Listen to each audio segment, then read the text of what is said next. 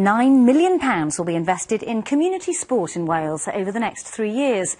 The announcement comes as we mark 100 days to go until the opening ceremony of the Olympic Games in London. Clare Summers is at a gymnastics club for us this evening. Clare.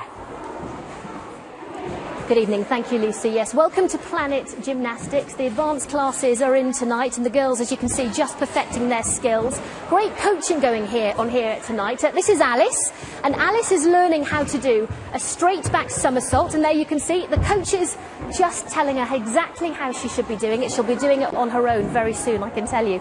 Well, 100 days to go until the opening ceremony at the Summer Games, and so far 7 Welsh athletes have booked their place in Team GB, 4 swimmers, 2 boxers and 1 sailor, and tonight there are a few more names in the mix.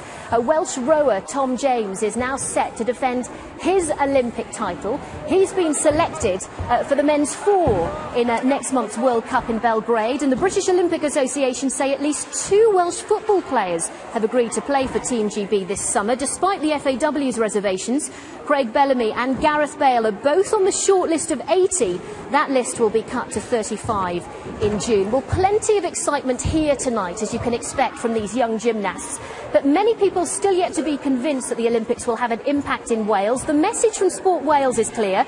The legacy of the Games must be about getting young people, like we're seeing tonight, hooked on sport. Today they've announced £9 million will be invested in community sports. Laura McAllister, Chair of Sport Wales, here tonight. Well, this is a pretty good evidence of community sports. Is this what you want to see? Is this where the £9 million will go, Laura, towards things like this? Very much so, Claire. I think this is a fantastic example of just what can be done if you think differently about how one provides for sport. And we're looking to put this money really into different kinds of projects that think entrepreneurially or innovatively about how we deliver, because that's the only way we'll get every child hooked on sport for life. The strategy also talks about the situation in schools. The aim is for 2 hours a week.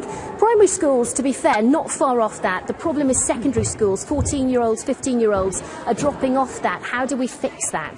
Well, I think we all know that our experiences of PE are crucial to how we then receive sport throughout our lives. So it's so important that children get the most positive experience at the earliest age. And we'll be doing all that we can with the education sector to ensure that not only do they have quantity of PE, but real quality of PE. Because for me, a school that doesn't have sport at its heart is not a good school. And I think so much depends on the head teachers to really generate an atmosphere where sport and physical literacy and physical education is as important as learning to read and write.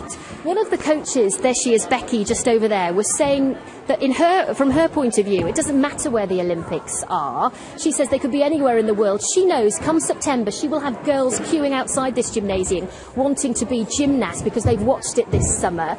Are we starting to embrace the Olympics now here in Wales? Oh, I think so, definitely. I think we've underestimated up until now just how much excitement there will be when the Games start in July. And I think this is the real challenge for all of us, so that every child and every young person who sees an athlete on the podium, or even a sport being played in the Olympics, is sufficiently engaged to go along to his or her local club and have a go. We don't all have to be winners, it could just be taking part. Laura McAllister, thank you very much indeed.